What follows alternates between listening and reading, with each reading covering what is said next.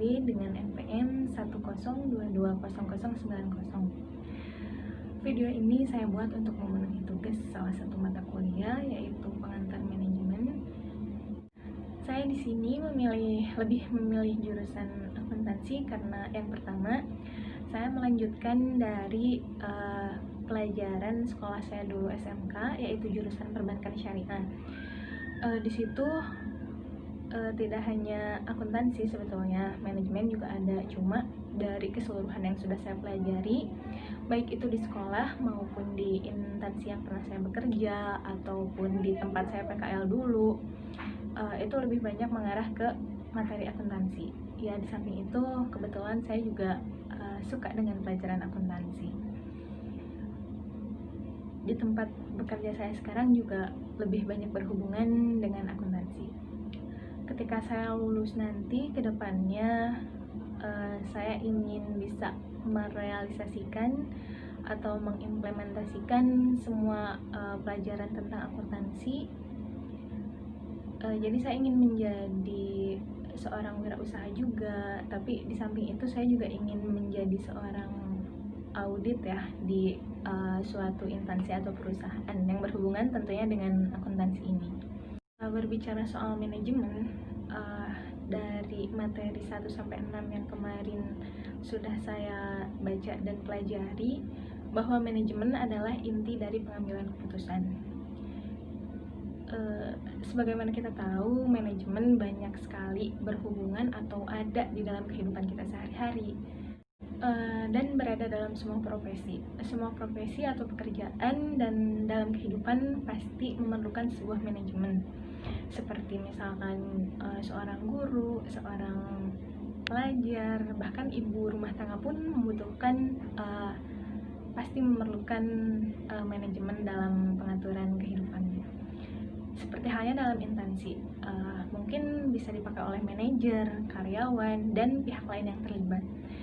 Dalam pengambilan keputusan pun, apalagi kita misalkan sebagai manajer, harus tentunya tidak meremehkan hak-hak atau sesuatu yang harus diterima oleh pihak-pihak lain. Seperti misalkan kita mengambil keputusan sebagai manajer, tidak melupakan hak karyawan.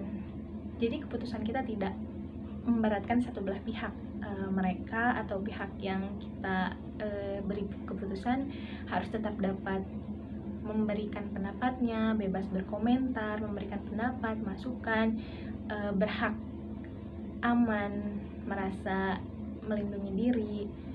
Itu tuh tidak boleh kita remehkan atau harus tetap kita perhatikan, karena setiap orang harus berada dalam keadilan.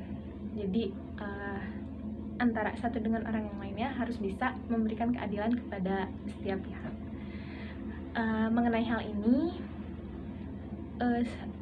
setiap divisi atau organisasi, mulai itu dari manajer sampai bawahan, itu semuanya ada etika dan moral dalam manajemen, etika dan moral dalam bisnis yang harus dilakukan. Tidak boleh dilangkahi, tidak boleh dilanggar. Dari keseluruhan, manajemen itu memiliki sangat banyak fungsi. Yang bisa saya sebutkan di sini diantaranya fungsi yang pertama, yaitu planning atau perencanaan. Dalam setiap manajemen, yang pertama harus kita pikirkan adalah perencanaan, karena dengan rencana kita bisa menentukan konsepnya, jalannya, bagaimana kita berbuat dari awal. Bisnis ini harus dibuat oleh siapa, dikerjakan oleh siapa, dilakukan di mana, itu harus dengan perencanaan yang matang. Yang kedua yaitu organizing. Organizing ini juga sangat perlu berada dalam sebuah perusahaan atau dalam peraturan manajemen, karena dengan dilakukannya organizing itu yaitu organizing berfungsi untuk seperti mengelompokkan dalam sebuah perusahaan banyak sekali pekerjaan yang harus dilakukan, dan kerjaan itu tidak mungkin bisa dilakukan hanya dengan satu orang. Dengan melakukan manajemen atau pengaturan seperti ini, kita dapat mengelompokkannya. Misalkan pekerjaan ini dikerjakan oleh ini dengan bahan ini, dan pekerjaan yang satunya dikerjakan oleh ini. Dengan begitu, itu akan mempermudah semua urusan dan pekerjaan kita. Yang ketiga yaitu leading. Berlanjut dari organisasi atau organizing tadi, itu adalah leading. Leading itu adalah kepemimpinan. Dalam setiap organisasi, dalam setiap bentuk atau wadah, lembaga atau divisi, selalu ada yang namanya kepemimpinan. Pemimpin ini berfungsi untuk menunjukkan atau memimpin suatu jalannya atau pekerjaan yang harus dilakukan. Tanpa pemimpin, semuanya tidak akan berjalan. Dan yang terakhir yaitu controlling atau pengawasan.